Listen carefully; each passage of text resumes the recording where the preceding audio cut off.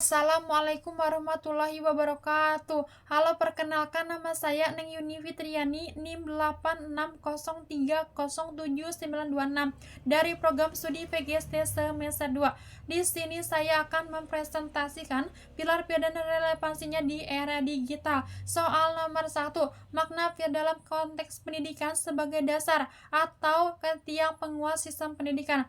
Pengertian pilar pendidikan yaitu sebagai dasar atau fondasi utama yang menopang terhadap pendidikannya agar dia berjalan dengan baik.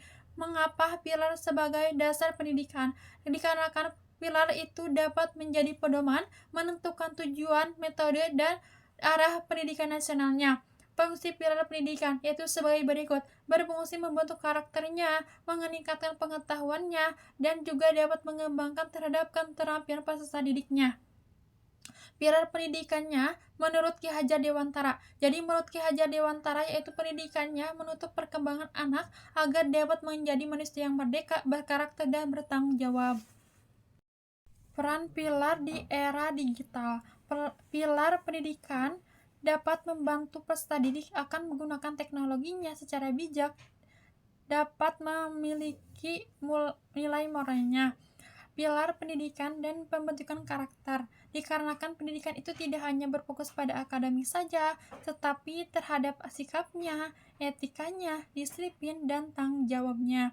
Tantangan pendidik modernnya pada masa kini yaitu melalui perkembangan teknologi informasinya dan media sosial akan menjadi tantangan yang harus dihadapinya di dunia pendidikannya. Jadi kesimpulannya, pendidikannya sangatlah penting sebagai landasan untuk membangun pendidik yang berkualitas di era digitalnya. Soal nomor 2, prinsip dasar pendidikan menurut Ki Hajar Dewantara. Ing ngarso sung tolodo, ing madya mangunkarso, tuturi handayani. Pengertian prinsip pendidikan Ki Hajar Dewantara dapat menjadi pedoman bagi pendidik dan membimbing serta mengembangkannya peserta didik secara menyeluruh. Ingarso sung tolodo yang artinya di depan memberi teladan. Jadi sebagai seorang guru itu harus memberi contoh yang baik sikap dan perilaku serta tindakan bagi peserta didiknya.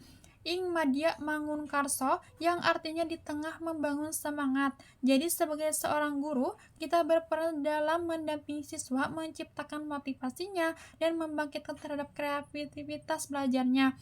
Tuturi handayani yang artinya di belakang memberi dorongan. Jadi sebagai seorang guru juga kita harus memberi kepercayaan kepada siswanya untuk berkembang secara mandiri, juga tidak lupa dengan memberikan arahan dan dukungannya.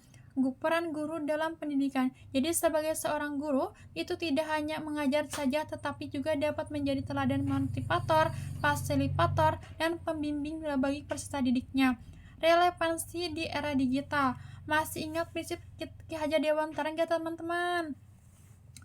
Jadi yaitu kita akan tetap penting untuk membimbing siswanya dengan menggunakan teknologi secara bertanggung jawab. Penerapan dalam pembelajarannya. Jadi sebagai seorang guru harus bisa memberikan contoh yang baik demi mendorong partisipasi aktif siswanya serta mendukung kemandirian belajar melalui berbagai media digitalnya.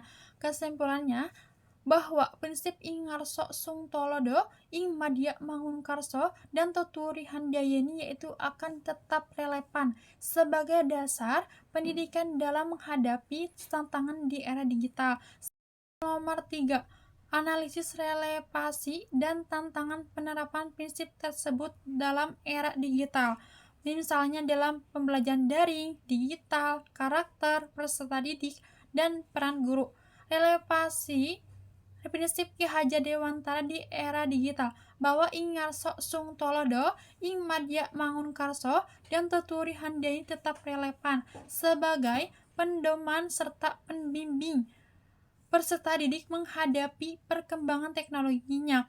Pembelajaran daring yaitu kita sebagai seorang guru kita harus menjadi teladan, motivator, dan pendampingannya meskipun proses belajarnya dilakukan melalui media digitalnya atau pembelajaran jarak jauh. Literasi digital. Jadi peserta didiknya perlu dibimbing untuk mampu mencarinya, memahami dan menggunakan informasinya secara bijak, kritis, dan bertanggung jawab. Pembentukan karakter peserta didiknya, seperti pada di era digital ini, yaitu dapat menuntut mengenai penguatan karakter seperti disiplin, tanggung jawab, etika berkomunikasi, dan kejujurannya dalam menggunakan teknologinya. Peran guru di era digitalnya, jadi seorang guru kita tidak jadinya satu-satunya sumber informasi, tetapi dapat berperan sebagai fasilitator, pembimbing, dan pengarahnya dalam proses belajarnya.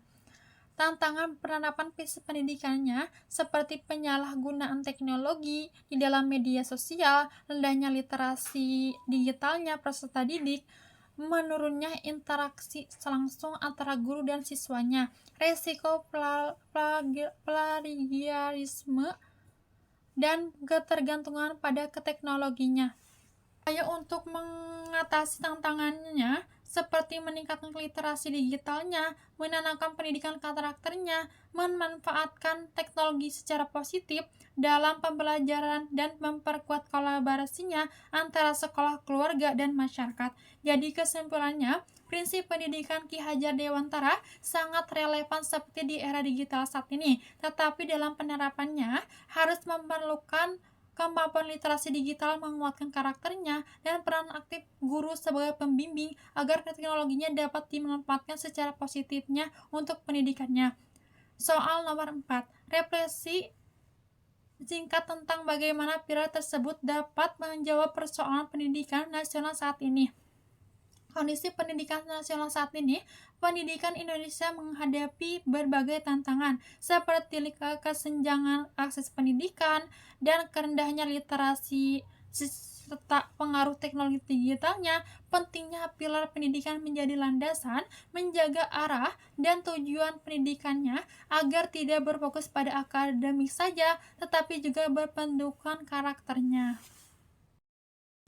Menjawab krisis karakter, yaitu seperti nilai keteladan, tanggung jawab, disiplin, dan gotong royong yang diajarkan dalam pendidikan dapat membantu untuk mengatasinya terhadap permasalahan peserta didiknya. Menghadapi tantangan teknologi digitalnya, pilar pendidikannya yaitu dapat membimbing peserta didik agar mampu untuk memanfaatkan teknologinya secara cerdas, kritis, dan bertanggung jawab. Meningkatkan kualitas pembelajarannya, penerapan prinsip pendidikannya yaitu yang berpusat pada peserta didiknya, yaitu dapat mendorong terhadap kreativitasnya, kemandirian, dan kemampuan dalam berpikir kritis. Peran guru dan lingkungan pendidikannya, dikarenakan keberhasilan pendidikannya itu memerlukan kerjasama antara guru, keluarga, dan masyarakat dalam membimbing perkembangan peserta didiknya. Harapan untuk pendidikan Indonesia, pendidikan itu diharapkan mampu menghasilkan generasi yang cerdas, berkarakter terhadap perubahan, dan siap hadapi dalam tantangan masa depan nantinya.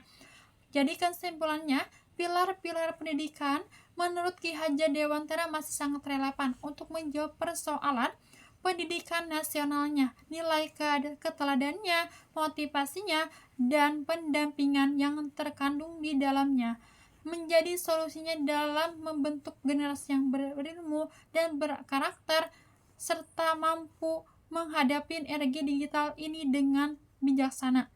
Sekian yang dapat saya sampaikan. Mohon maaf terdapat kekurangan. Wassalamualaikum warahmatullahi wabarakatuh.